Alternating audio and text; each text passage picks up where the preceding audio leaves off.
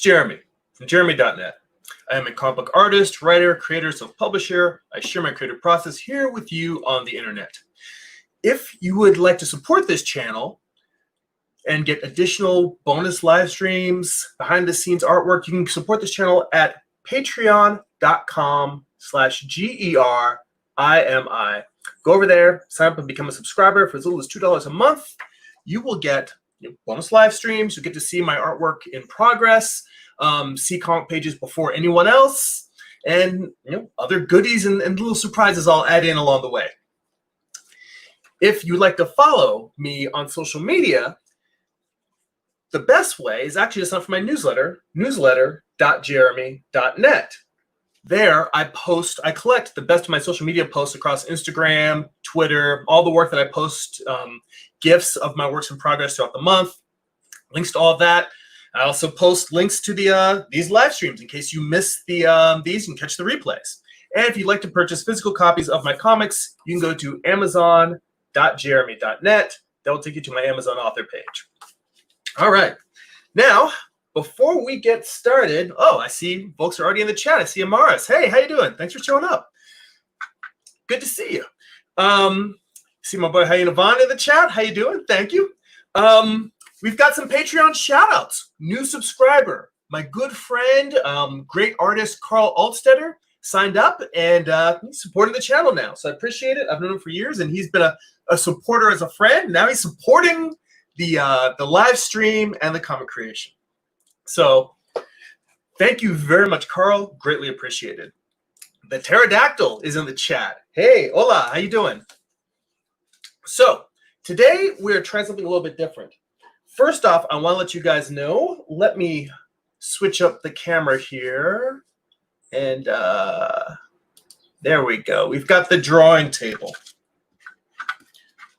So what I have here, I'm still trying to find a better way to situate the camera so that's not blocking my face while giving you the best view possible of my drawing table.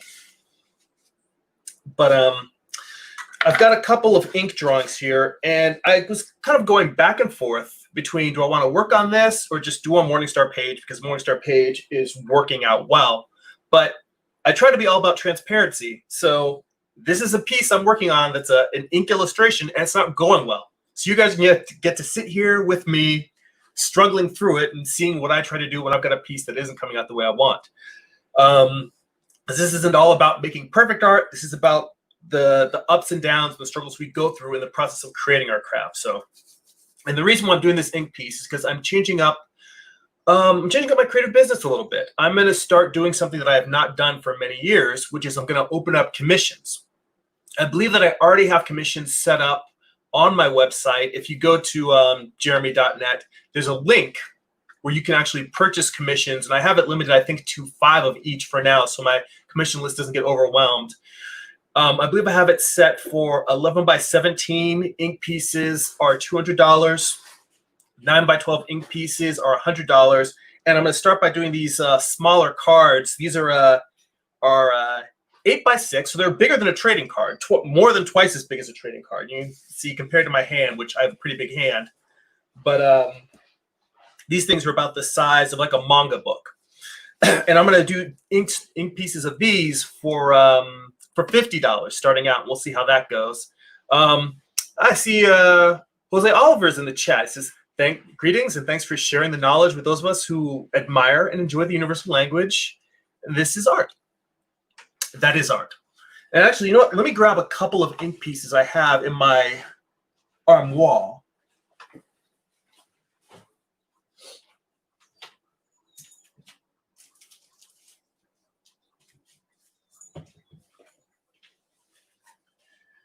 So you guys can get a look at what we're expecting for the $50 pieces. So this is one I just finished yesterday, and I call this one Mare Dusa. So it's a horse with serpents for its mane, which I just thought, I've been in a Medusa phase for a long time. I draw horses in Morningstar, and I realized the other day when I was drawing it that I've gotten better since I've been drawing this comic, but I still don't feel like I draw horses as well as people who do a lot of fancy work. Like for instance, on One Fantastic Week, I watched that web show, and one of the artists they had recently on their mentorship program, Kelly Sparks, she does amazing horse artwork. And I was sitting there looking at that, and I was just thinking, I've got this Western, and I've been drawing horses throughout this comic, and her horses just kick so much ass. And it made me say, I really need to get down with doing more horse work. So I'm honestly thinking about at some point trying to write a comic book where a horse is the main star, just so I can work on the horses more. Because doing a Western, I'm happy with how this piece came out, but I still feel like I have not mastered horses the way someone who's drawing a Western comic should. Hyena likes it. Oh, I see Amar's in the chat. Hey, how you doing? Hyena says nice horse. El Gargoyle says that's awesome, and the pterodactyl thinks is pretty funny. And this could very much. El Gargoyle also says this could be a tattoo, which I agree. This probably would make a pretty good tattoo. So these are the pieces that I'm going to be having for $50. And in fact, I'm going to add this piece to the store after the live stream. So this one will be available for sale for $50. And that's about the level the $50 commissions will be. This one actually came out exactly as I had hoped. So this one I call Space Leech Terror. And it's just got a woman with these leeches kind of, she's fleeing from them as they're, she's in deep space, and these strange, just weird creatures are pursuing her. So these are just two of the pieces I've recently finished. They're going to be about the what I'm going for. And for now, I'm going to keep them all to black and white pieces. I may in the future start adding color, but for now, it'll just allow me to work on them quicker. Let's see here. Hyena asks, do you play Red Dead 2? So I have never played Red Dead Redemption 1 or 2, and there's a very good reason for that. And that is because I know that if I have a console in the house, or even if I just had games loaded on my desktop computer, I would not get any work done. I love it, but I really can't. I know myself. I do enjoy games. I love gaming. I'm kind of an RPG person, and I know that Red Dead's an action RGP. It is literally a game made for me. It's exactly what I would want to do. I mean, what I would want to play. But I just can't. I won't get any artwork done. So no, I have not played Red Dead. Maybe when I retire, I'll play. But for now, I just keep it to no. I've got a strong no consoles in the house policy because I lack the self-control. So El Gargoyle asks, "Oh snap, that was you." I'm not sure what you're referring to, but are you talking about the? Was that me in terms of the? You're talking about, is that supposed to be me running in the through space? No, actually. If that's what this, no, this one isn't based on me. Actually, it's supposed to be a woman, so maybe I didn't do a good job of conveying that. Like, you can kind of see it in her eyelashes, but I also didn't want to put lipstick on her and sexy her up. I mean, she's a woman who's an astronaut. She's not gonna be. I mean, you could do, if you're doing sexy cheesecake, you can have an astronaut all sexied up. But I kind of tried to treat her more like, you can. She's got longer eyelashes. She's a female. But she's all business right now, and she's definitely all business because she's running from space leeches. So this piece, I had an idea for doing a Medusa piece where I wanted to have it.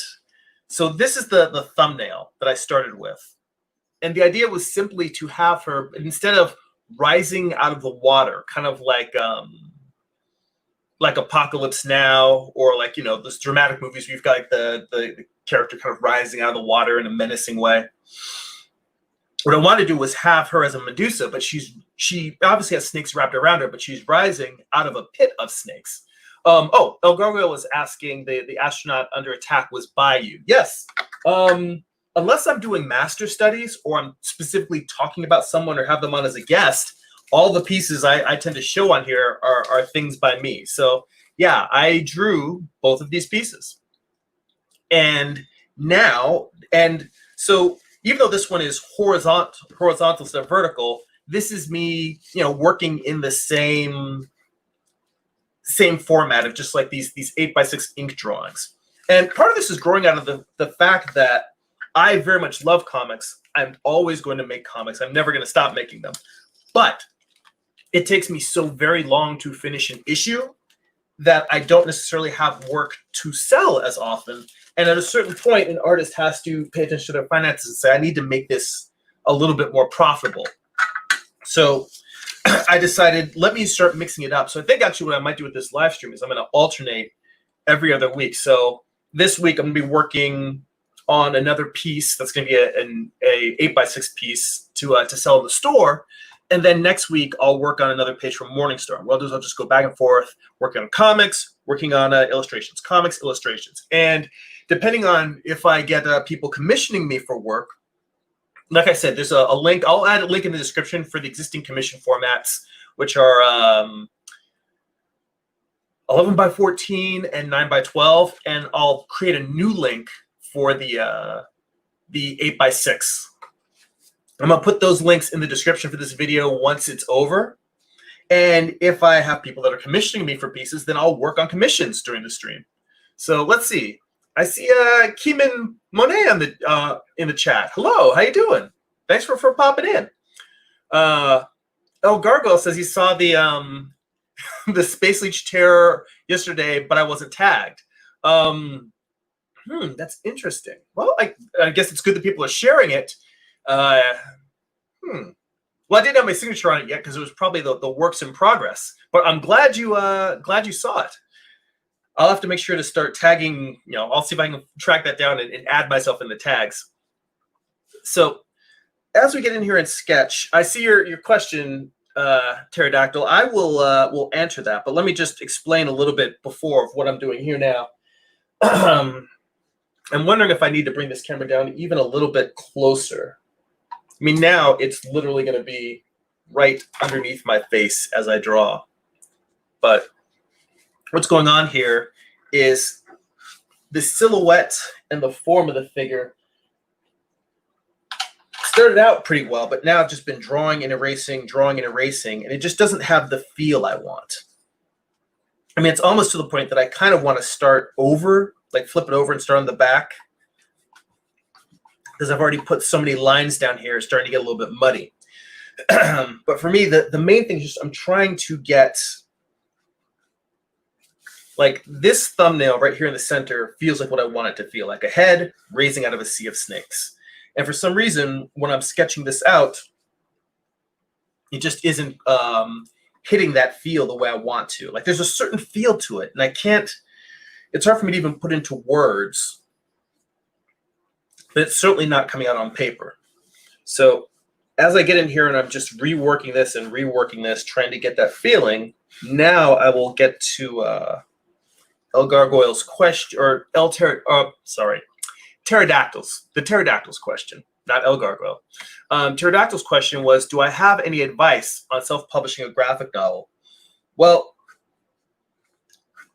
the problem, it's a twofold problem, because the selling and marketing of a comic book is just as much work as it is creating it. And if you have made comics thus far, you know that the creating it, that itself is very, very hard. It's very time consuming. I enjoy it, but it is still draining. But I would say in terms of self-publishing, well, there's a lot of different avenues that you have to go. So the first thing you have to think about is, do you want to distribute through Diamond, through comic book retailers? And if so, Diamond actually wants you to have a marketing plan, just in terms of, are you going to be on podcasts? Are you taking out any print media, advertisements on websites? Are you doing in-store appearances? What type of promotional material are you giving out? And you have to submit that to Diamond along with your book. So, and my very first graphic novel, Eye of the Gods, was distributed through Diamond. So I had a good, I didn't sell a ton of books. I sold basically just enough to qualify for being distributed through Diamond. There's a certain cutoff where they will solicit your book, and if they don't get enough orders, even though your book has been in the catalog, they're like, sorry, not enough people ordered it, they'll drop it. I just barely made it through that cutoff, but the experience was still really good for me. I got a chance to reach out to a bunch of different retailers, and I had a really good relationship with my Diamond rep. But I think Diamond reps are more for retailers. But the person who actually handles submissions, and they might still be called Diamond reps, even if they're dealing with creators or publishers as opposed to retailers. But it was a positive experience. That said, the landscape of selling comics in retail is changing minute by minute with COVID-19, with stores being shut down, with DC creating their own, or going to their own distributor. I'm not sure whether those other distributors are going to carry any comics from indie creators. I would say the first step is thinking about where you intend to sell your book. Do you intend to sell it at conventions? In that case, you need to make a plan of how many conventions can I reasonably hit in a year? How many books am I going to need to have in terms of stock to get me through the convention season? How do I budget traveling to and from the shows? And the reason why I say this is because as a self-publisher, I would be very impressed if you're able to do all the different means of distribution. Because you can look at it, there's distributing through retailers, through traditional comic shops and using Diamond to distribute. There's self-distributing through crowdfunding, using Kickstarter, Indiegogo, using those platforms, running campaigns. I've never run one of those before, and I continue to keep my eye on it. But the main thing I've heard from people is that running a campaign is a full-time job, and I barely have time to make the comics right now. That's been the biggest limiter for me for running a Kickstarter campaign, plus the fact that it takes me so long to finish a comic, and I know that I don't want to have a campaign before the product itself is completely done, the story.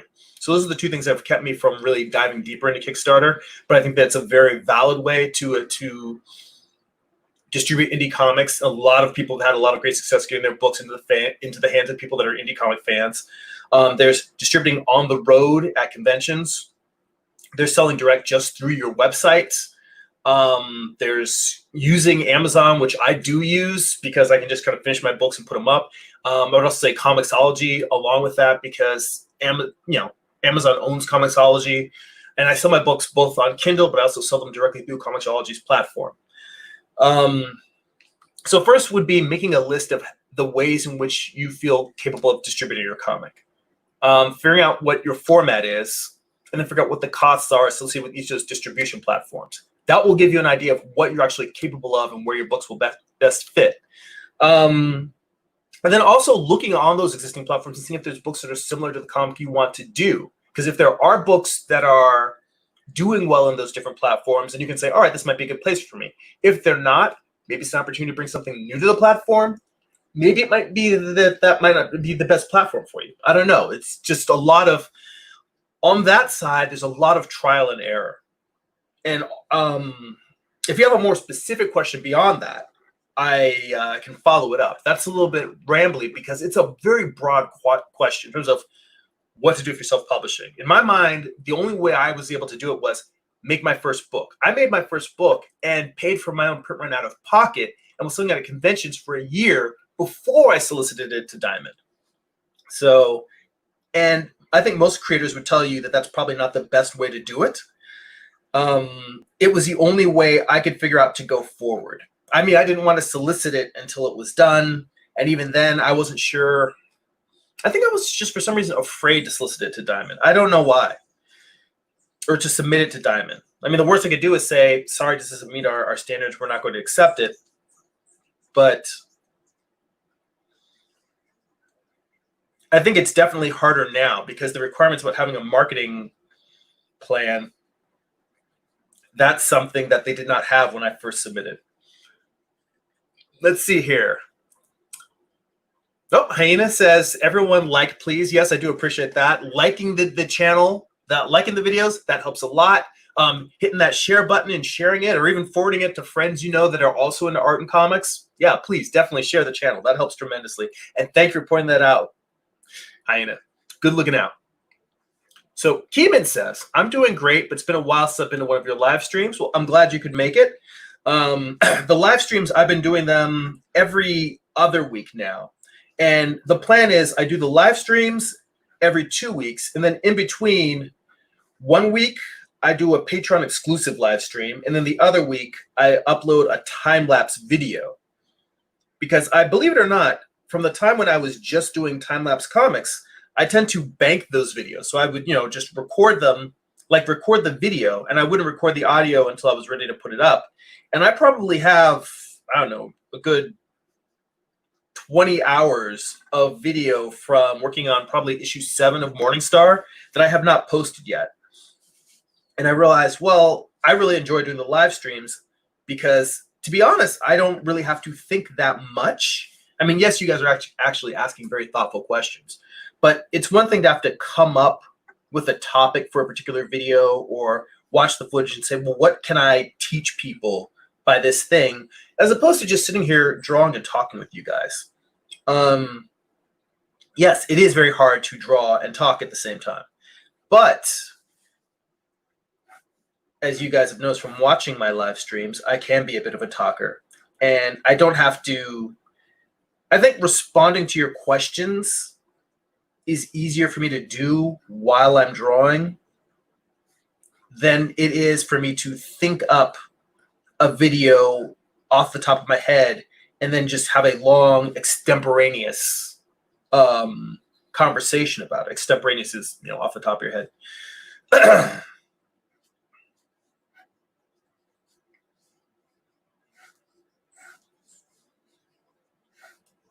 Let's see here.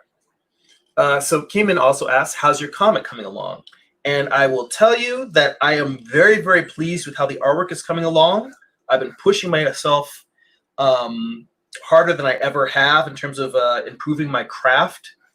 The downside is that I've been slowing down because at this point in my career, what's happened is I still don't have the level of craft that I want. And I do appreciate everyone that enjoys my work. It's one of those things where as you get better, you see more flaws. So I see little things that I didn't quite get what was in my head, or things that I imagined the piece would come out like. I'm still proud of the work, but I am pushing for it to be better and better. And what happens is now that I can see more flaws, I take more time with the page because I'm spending more time correcting things. And that can be, what is it that Jake Parker says? Perfect is the enemy of good. And I definitely agree with that. I think that I'm falling into a bit of that trap of trying to make everything perfect instead of just making a good piece. But in my mind, as I get better as an artist, I see that what I consider good can be at a higher level. And I think, oh, well, if I just spend another half hour, another hour on this page, I can make it a little bit better. And I'm always trying to improve my level of craft. I'm always reaching to get better. And I think that that's the interesting thing is I'm in this strange middle ground with my art where I can see what it takes to be a little bit better, but it's also, do I want to just get this thing done? And for the most part, nothing I do, I want to just get it done. I want to make every single piece as great as possible. So I have to find a way to both continue to raise the quality, but continue to also keep at a certain pace.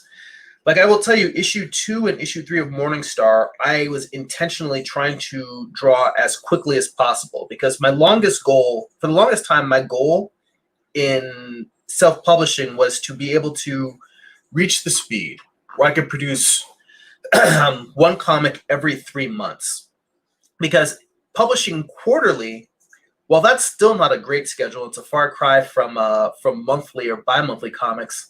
Even if you're putting out 4 issues a year, whether it's quarterly or if I just save them up and go Hellboy style, where I just put out 4 issues monthly, that's a pace that I feel like people could say, all right, this is a person getting out comics at a regular speed, a consistent schedule. And that's one of the things that's actually kept me from really pushing to get my comics into the direct market. I'm grateful for every retailer that purchased my first graphic novel, Eye of the Gods. What has really stopped me from pursuing getting Morningstar into retailer hands, and there have been a few retailers that have bought comics from me directly at conventions, and I'm very grateful for that. Like I remember at Chicago Comic-Con, I met the owner of First Aid Comics, and he's a great supporter of creators of color. His comics are in a black neighborhood in Chicago. I mean, his shop is in a black neighborhood in Chicago, and he has a lot of black customers that are looking for comic books featuring black characters. So he was very, very supportive and wanted to carry my book. So I definitely, I sold him some comics to carry at his shop. So I'm grateful for that.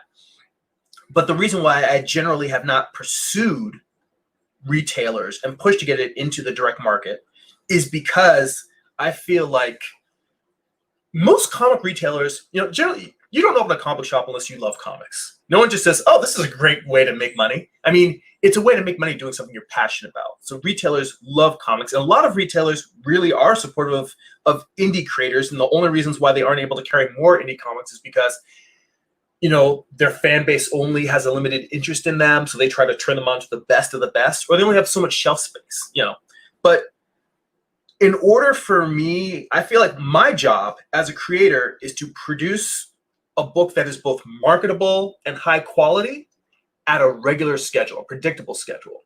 That's the second part that's got me. I feel like I've gotten my quality to a professional quality. I hate using the word quality multiple times in the same sentence, but I feel like I've gotten the quality of the work up to a professional level. But the problem I have is that I am not able to have a consistent output schedule. And that's a problem for retailers, because if retailers can tell their customer, yes, this book is quarterly, the next one will be out in 3 months, or they tell them it's a bi-monthly book, or they publish an annual once a year, or whatever, they have to be able to tell their customers this is when the next thing's going to be back to get them excited about a thing. The whole point is that you want to build a relationship. The relationship that the retailer is trying to facilitate is between the reader and the work. In order to facilitate that relationship, the work has to come out on some sort of regular schedule. And until I can say, all right, my book is coming out every 3 months, or I'm putting out a 4-issue miniseries every year, until I can get to some sort of consistent level, I don't feel like I can do my part to allow a retailer to support my work. So that's what's really kept me from pursuing the direct market. You know what's funny?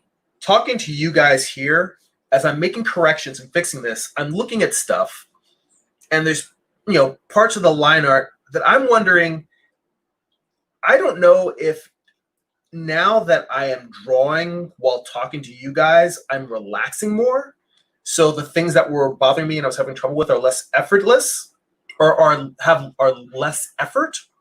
Or if it's the fact that because I'm distracted, maybe I'm just not noticing things that really are mistakes, and I just don't seem to care as much. So I can't tell if it's getting better because I'm relaxing and I'm not being as fussy, or if I'm just not noticing that some things are messed up. But I think I'm actually ready to go to ink on this now, which I was absolutely not before. So let me go back to the chat, because I was on a long ramble there. So let's go up. So Haina said, I think you were interviewed by Proko at a convention. I remember the year that he was doing, I was not interviewed by Proko. But I remember because I watched Proko's channel and I saw the series where he had a large number of creators that he was interviewing. And I don't think it was WonderCon, because that's usually the only show that I've been doing in California. I think it might have been he was either at San Diego Comic-Con or he was at Lightbox. I can't remember which. I don't know, it might have been Karan Grant he was interviewing. I don't know. I would have to go back and look from that series. But I remember the series you're talking about.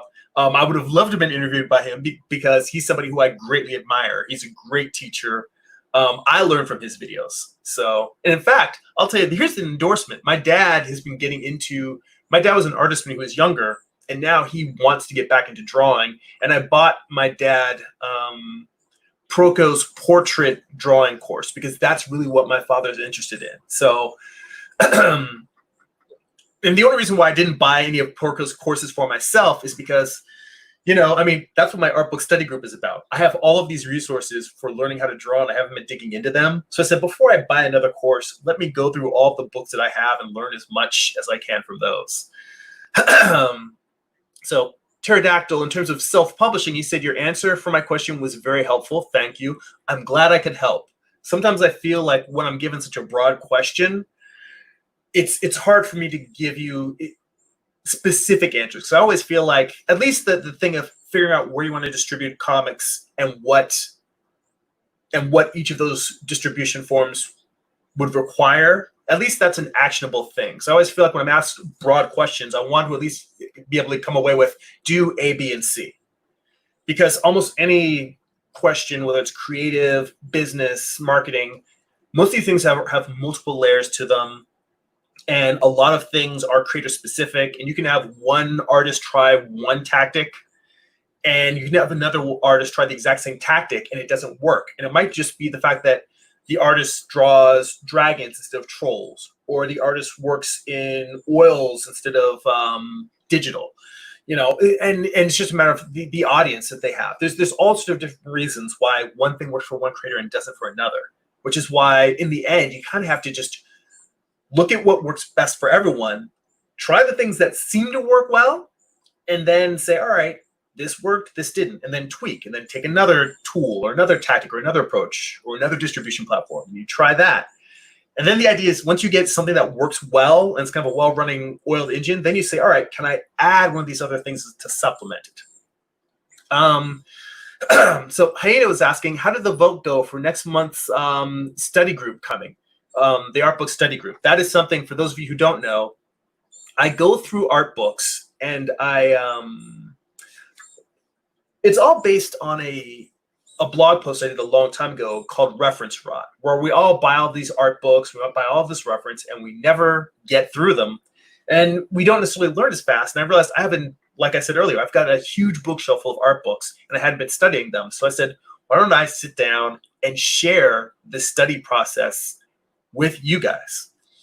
So Hyena, in terms of asking, I'm trying to remember what the vote was. So far, I don't think anyone else voted in the poll so far. So I think that it's really just a matter of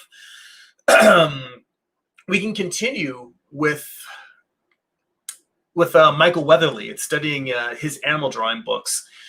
One of the other things that I was thinking about was doing some master studies. I have to go back and look at the posts that I put before, but we'll take a look at that. I actually don't remember off the top of my head what the different options were, but I'll follow up with you on Patreon. And we'll figure out what we're going to do next.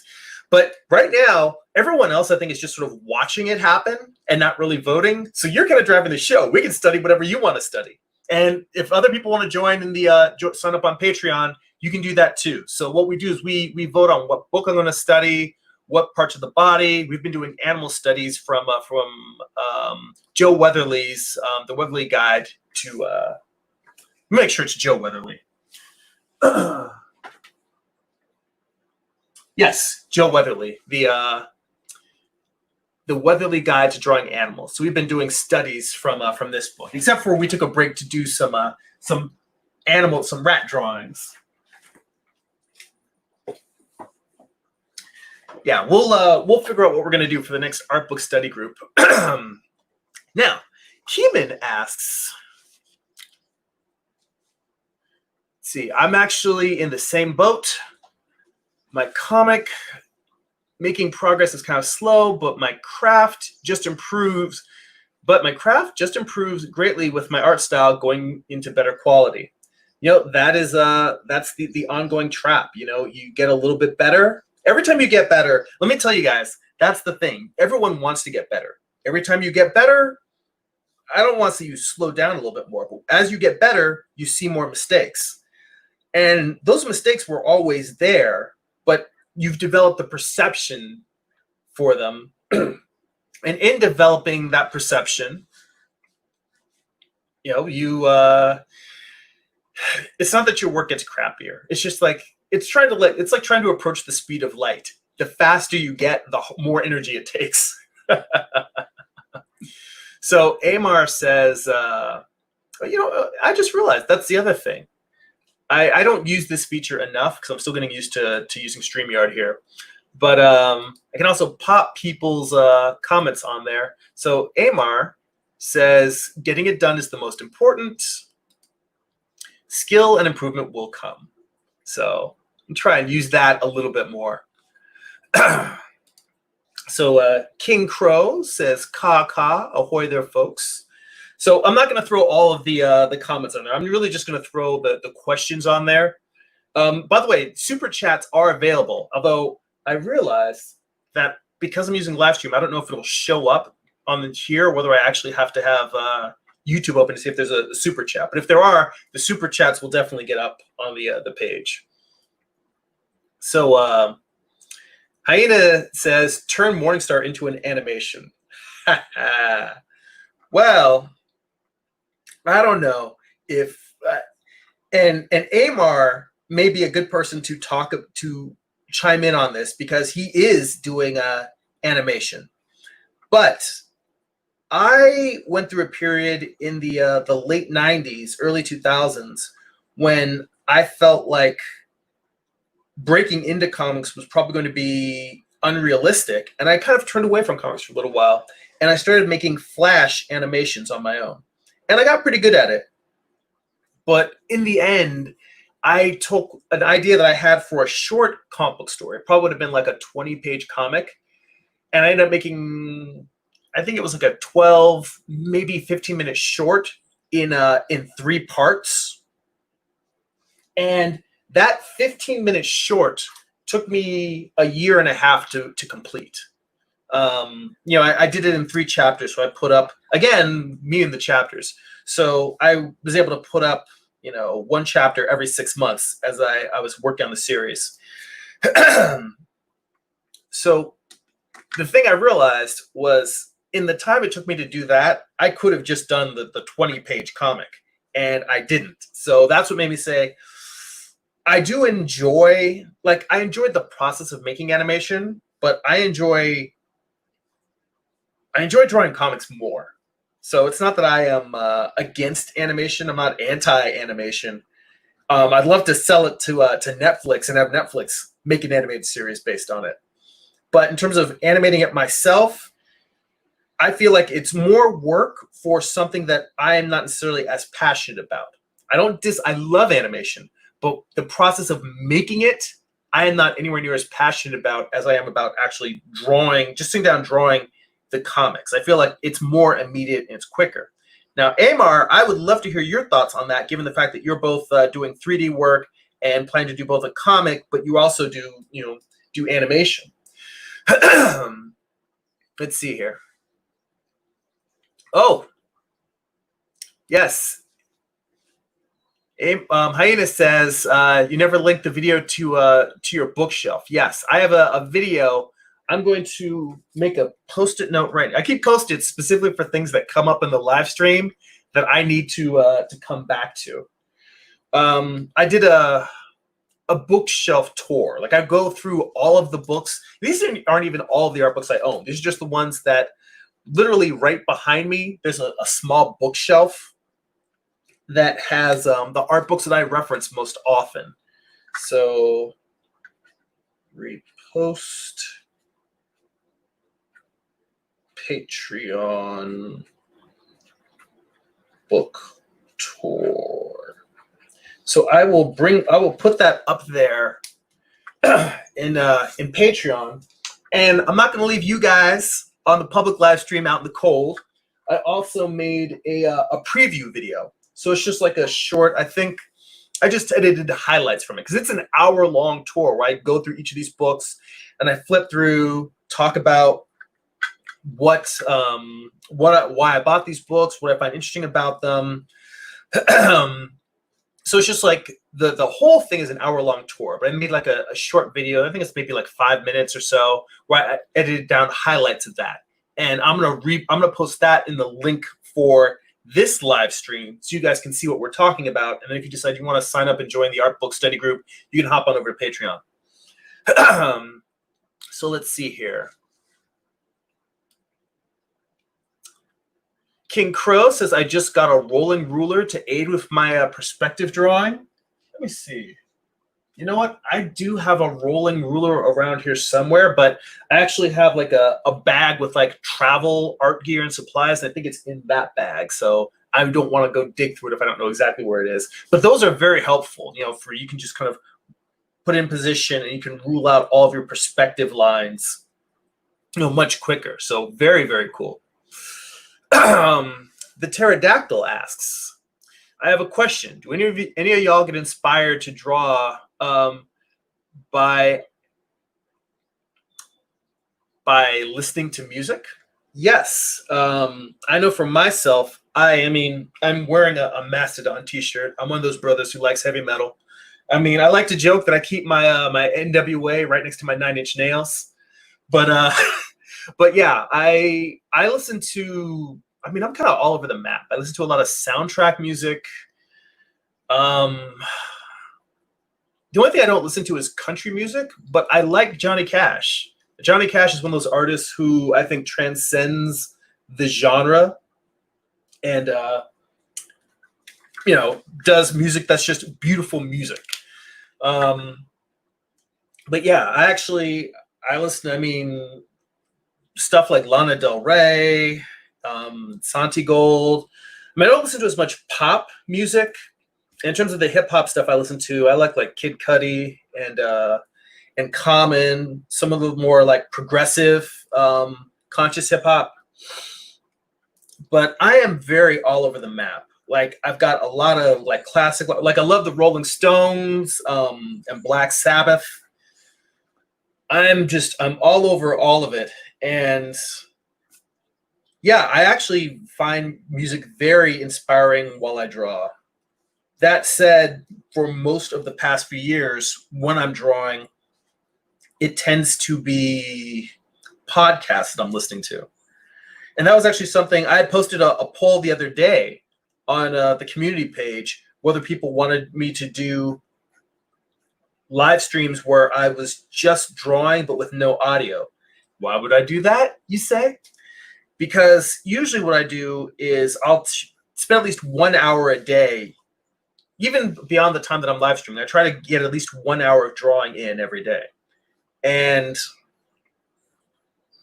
a lot of that time I'm listening to podcasts. So I can't really have the podcast on and be live streaming unless people were fine with just watching over my shoulder, seeing what I was drawing, and then having no audio at all, so I could listen to whatever I wanted to listen to. So far, most of the people on that poll voted keep it to the normal format we have now, which is just, you know, live streaming twice a month and us being able to converse and talk. And I'm completely fine with that. The only reason why I even brought it up as an option is in case people wanted to see more of just the drawing. I prefer doing this more also. I just don't want to give up listening to podcasts so that to live stream every time that I draw. I mean, there's some people who literally, they sit down at the drawing table, they put the camera on. So let's see here. Amar said, you know, at least you got it done. Talking about the, I think we're talking about the animated short that I did. Yeah, I did finish that, and it was up on Newgrounds for a number of years. I don't know if it's still up now. Hang on a sec. I got one of those I'm about to sneeze and it's not coming type tickles. It's driving me nuts. Yeah, it was a short horror story called Rose Thorn. It's about a girl who ends up making a deal with the devil to kill her parents. It's kind of a weird, messed up story. But, you know,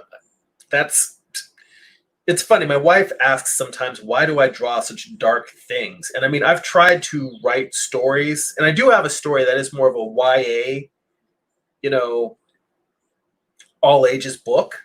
But most of the stuff I think of just, I don't know. I think that I am interested in horror, not in terms of the blood and the guts, but sort of the psychological horror. And I'm interested in it because life, I mean, we can see we're living in really dark times now. I mean, there's a lot of, racial, I mean, black people, we've been living in a horror movie in America for as long as we've been here. But, between the racial unrest, which hopefully I think I see what's happening now as a positive.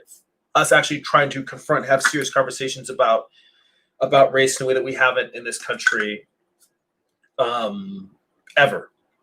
But in terms of like the coronavirus, having the political unrest that we have, people, fighting over, leadership in the country, where we're going economically, having, foreign powers interfering with our elections. A lot of that is really scary. And I feel like horror as a genre, it's a chance, I guess, to get some sort of catharsis, because we may not get resolution in real life over all of these things, all of these traumas, all of these horrors that are plaguing our society right now. But my interest in horror stories comes from me trying to find some way somewhere to put these emotions. Because, I think that my outlook as a human being is pretty positive, but that's because I put a lot of darkness into my artwork, and I use my artwork as a way to get this stuff out of me. All right, let me get caught back up in the chats because we're running here. Let's see here.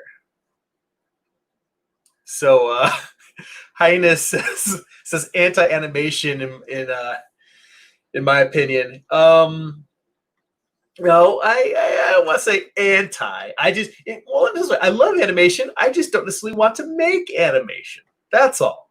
Let's see here.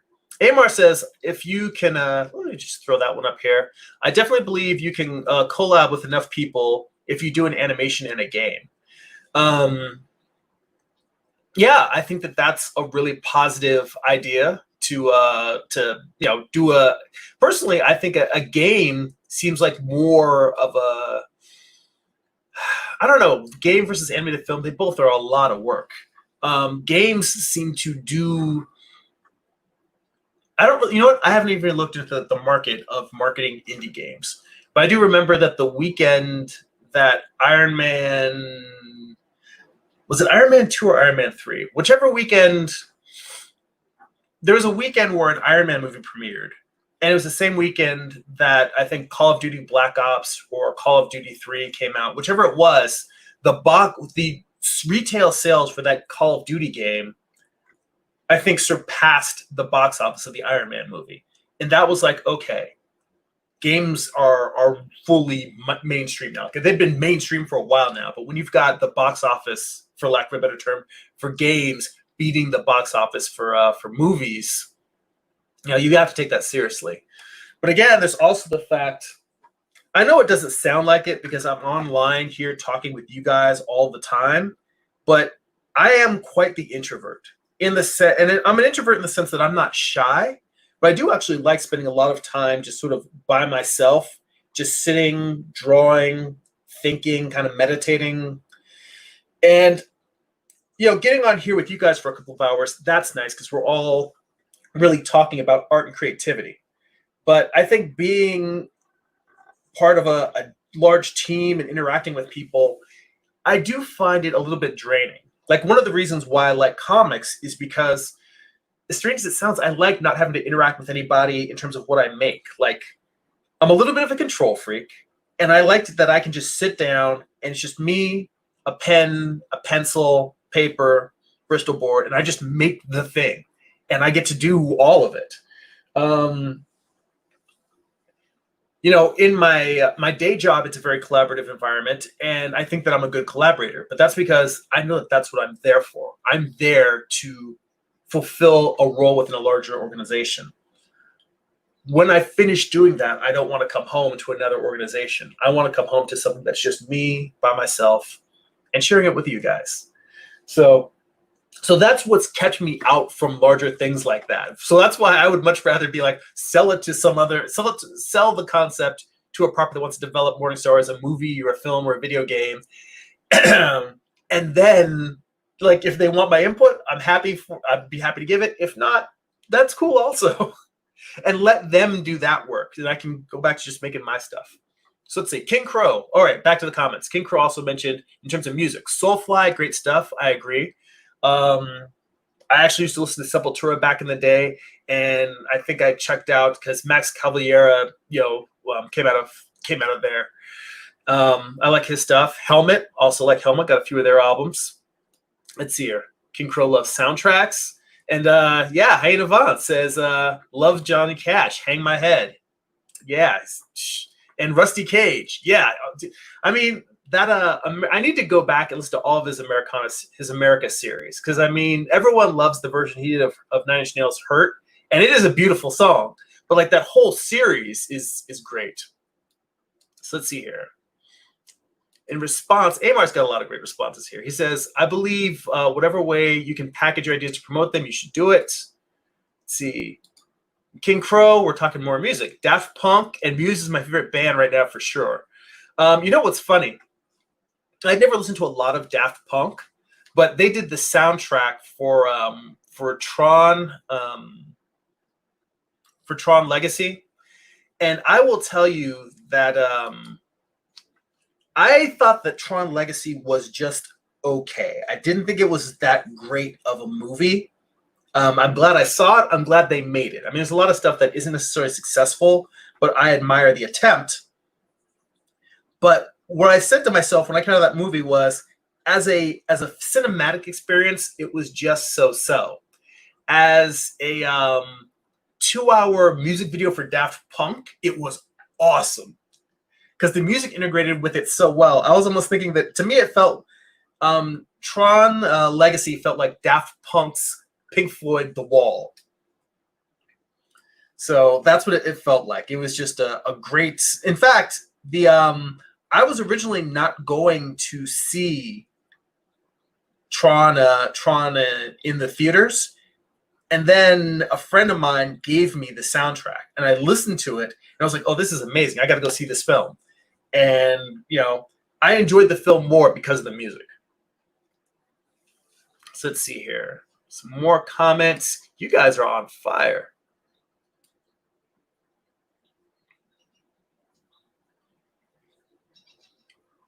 Let's see here. Pterodactyl says, I listen to a lot of songs by Joe Hawley when I draw. I don't know Joe Hawley, but I'll look him up. Let's see. Neymar says, yesterday, someone was telling me the same thing. Just package what I have into a format I'm going for and sell it to Netflix, Amazon, or Hulu. Instead of taking the long route I'm about to now. I'm not personally. I'm all in favor of people doing indie animation and making things themselves as well. It's a matter of what you enjoy putting your energy into.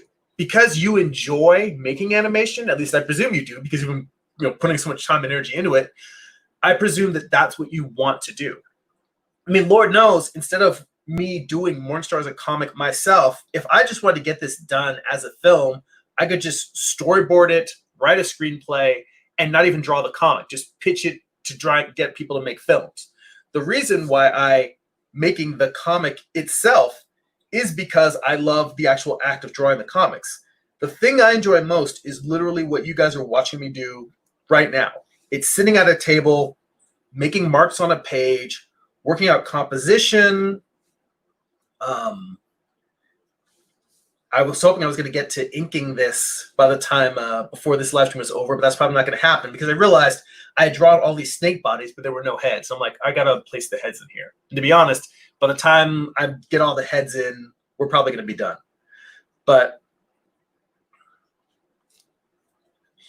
yeah, I think it's a matter of what you want to spend your energy on. Ideally for me, and this was something I'll put a link to it. I was on a Twitch stream the other day for CouchCon.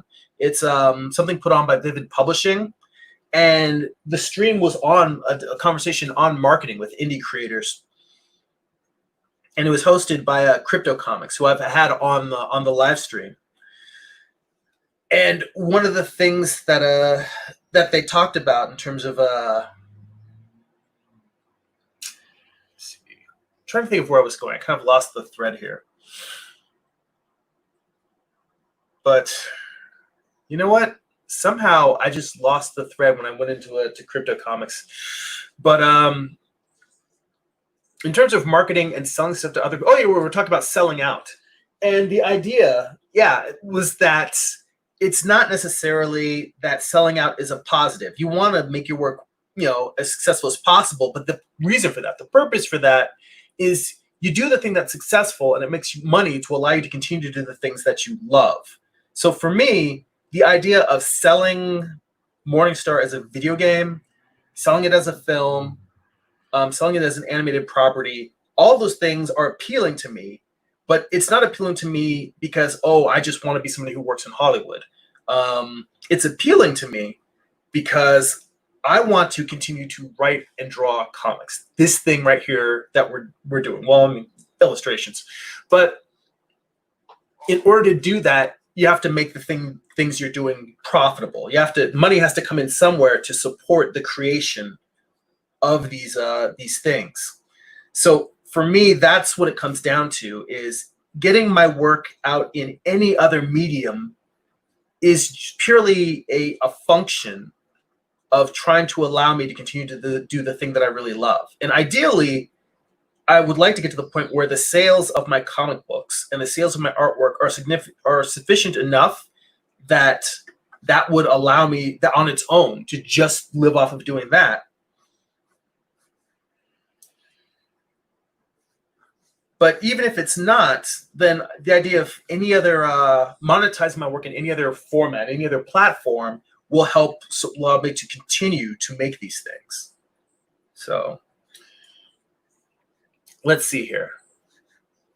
King Crow says Soundgarden is amazing. Agreed. Rest in peace, Chris Cornell. Oh, man. Dude, it's like 2020 turned to 2019 and said, here, hold my beer. This year sucks. Let's see here. Let me throw this one up also. Amar says he was also saying to just write and do the pencils and let people in the Philippines or India do the inks and color the comics because I could get it for pennies on the dollar. You're not the only one who's had people give them that advice. I've had people tell me that as well. And I have to say that, to be honest, I might be stupid for not listening to them. In terms of being a business person, you want to get your product into the market as quickly as possible, at as low a cost as possible for you as the manufacturer. And in this case, if your product is art and stories, then you want to get it done as quickly as possible. And if that means sketching out the story and then hiring other people abroad to finish it, from a business point, that does make sense. And the reason why I say that I might be an idiot is because that's not why I got into comics. I didn't get into comics. To be honest, I didn't even get into comics to be a penciler per se. I like inking my own work. For me, I feel like my pencils are super loose, and I do most of my real drawing in the inks. The pencils are for me to figure out the placements of all the things so that I really do have the structure of the drawing worked out. But when it comes to, I feel like the real polish happens in the inking stage for me. If you're just somebody who is looking at it purely from a business standpoint, and a lot of comic publishers, indie publishers, say, hey, if you want to make comics, you need to look at it like a business. They're right. And I think the reason why I resist hiring other people to do finishes, to do inks, to do colors, to do lettering, the reason why I have a hard time with that is because I think it's because I'm the artist. And the reason why I say that is because writers, most of the indie publishers I know that are publishers and are putting out like works on a regular basis and multiple works, are writers. And writers, I think, have a much broader. I think they have they comics have to be a collaborative medium for them because they can't draw. I mean, yeah, there are indie publishers who write and draw, but they end up focusing a lot on the writing side because they can get more work produced, and they find that they really do enjoy the writing side more. But in essence, when you are a writer, comics is definitely a collaborative medium because you have to have an artist to draw it. That's at least one person. Even if that person ends up doing all of the other things, the inking and the coloring, the lettering. The point is fundamentally they're working with at least one other, if not multiple groups of people. For me,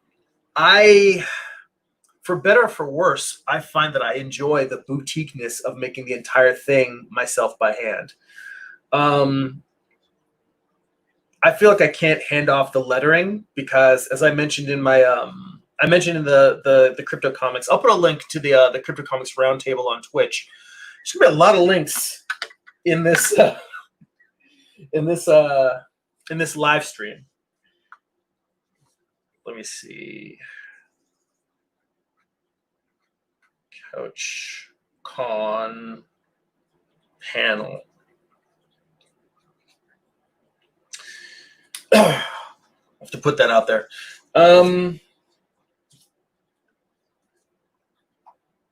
Yeah, I talked about the fact that I really do love doing the whole thing myself, and that is probably to my detriment.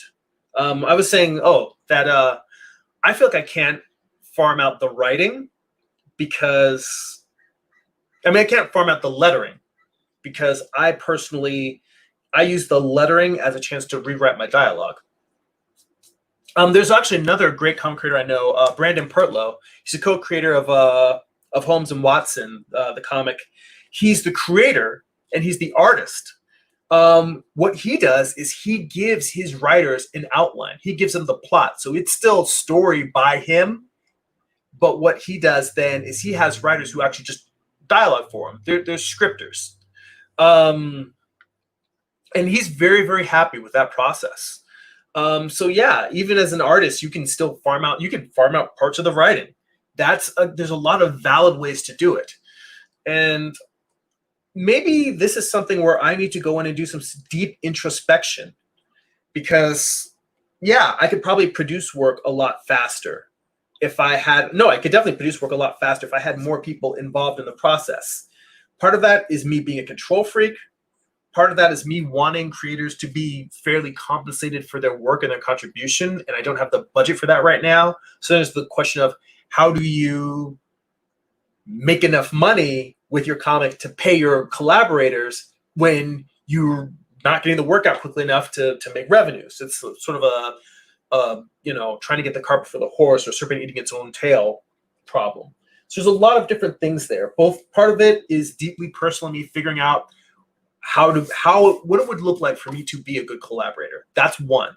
It's a deep personal thing I need to figure out, letting go of the control, figuring out how to properly not just delegate, but to be clear in what I expect from other people, how to fund that.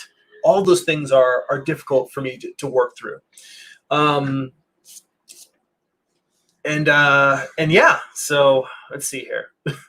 Hyena commented also and talked about having the people in the Philippines doing it for pennies on the dollar. It's like, that's a really dark story. What's sad, Hyena, is that that's a story that a lot of indie creators are doing that, and I don't judge them or blame them for it. They're simply looking at it as, they're looking at comics as a business. And they're saying, I'm making a product, and it's just like having companies manufacture things overseas in China. They're saying, all right, I need a supplier for inks. I need a supplier for colors. I need a supplier for letters. Let me search the globe and source the best quality for the most affordable price. That's all it is. They're looking at their creativity as a business. And for someone this is one of the things, like when people ask me for advice about business or self-publishing, in a certain degree, I still think I might be a little delusional. in that I stay a little bit too married to the creating for the sake of passion part of art. When people who do this for a living, it's not that they're ruthless, but they are extremely pragmatic, because that extreme pragmatism allows them to continue to do what they love for a living. For me, the comics are still something I'm doing part-time, and that's the reason why I don't want to give up on the things that I enjoy the most. And I don't know. I still don't have any good answers for that. But let's roll through the comments here. So we're already at an hour, and there's definitely a lot of comments in the chat. I think I'm going to stop drawing for a little bit. I'm just going to try to answer, or at least go through the rest of the comments in the chat, and then we'll wrap it up here. So if anybody has anything else they want to get in, let me know. I'm going to stop drawing just so I can focus on you guys. So let's see. Amar says, yeah, that's why if I ever made a slave movie or comic, it would be a horror movie or a horror comic. Well, hell, I think they all are. I mean, you look at something like Kyle Baker's Nat Turner comic. It is a beautiful comic, and it's a beautiful, hard piece of history. But it's like 12 Years a Slave brutal. It's a dark-ass comic about a man who raises up against his masters and goes from house to house slaughtering them. And you're cheering for it, but it's brutal. It's tough. Let me see here. Amar says, I don't like dancing around fluffy comics ideas. I tend to root for the anti-hero or villain. I think, well, you're talking to someone whose main character is Lucifer. So obviously I'm in the same boat with you. Hyena says Colorado got rid of qualified immunity. As a black man, I'm thinking about moving there. Good to know. I may have to look into that. Amar says, I don't like happy endings unless they are earned. Let's see. Oh, here we go. So he says, we challenge to do pixel art next month. Great idea. He's saying at Amar. I don't know if you guys are saying for me to do pixel art on here. Let's see. Yeah, that's why if you can get the right fan base behind you, you can do a comic animation built into the video game, cutscenes and game packaging. Wow. Pixel art. You know what's funny is I've never actually even tried doing pixel art. I guess if you guys want to, we can do pixel art for the next live stream. We'll give it a shot. I think I'm not super excited about it because I've seen people do really cool pixel art. I've just never been interested in making it myself. We'll give it an experiment and see. Well, you know what? I'll throw up the. All right, yeah. Amar says I'll let you issue that challenge. So, all right, we'll next month we'll do some pixel art. I'm not sure how it's gonna go. I'm not sure what software I'm gonna use. I'm gonna have to look into it, do a little research. Not next month. I mean, it will be next month, but in 2 weeks, pixel art. We'll do a pixel art challenge. Let's see here. So Pterodactyl says I got to get going. I'll see y'all later. Have a great rest of your day. Yep. Well, I appreciate you stopping by. Thanks for joining us. Let's see. Amar says, yeah, this year's been quite interesting. He says, okay, so you agree I should look into trying to find some cheap labor just to get it done then. I agree that part of me feels like I need to do some books to show myself I can do it, to do it competently. Yeah, Amar says, I think we would have to learn to be producers or directors versus just artists. Yeah, that's the thing. I feel like if the creative process for you is just as fulfilling when working with collaborators and you're directing them and delegating tasks, then you should do it. I have not, because delegating that doesn't feel as gratifying for me. That said, maybe I should create a project just for the express purpose. Like maybe I should create a short story just so I can do it and see what it feels like. Because my instinct is not to do it.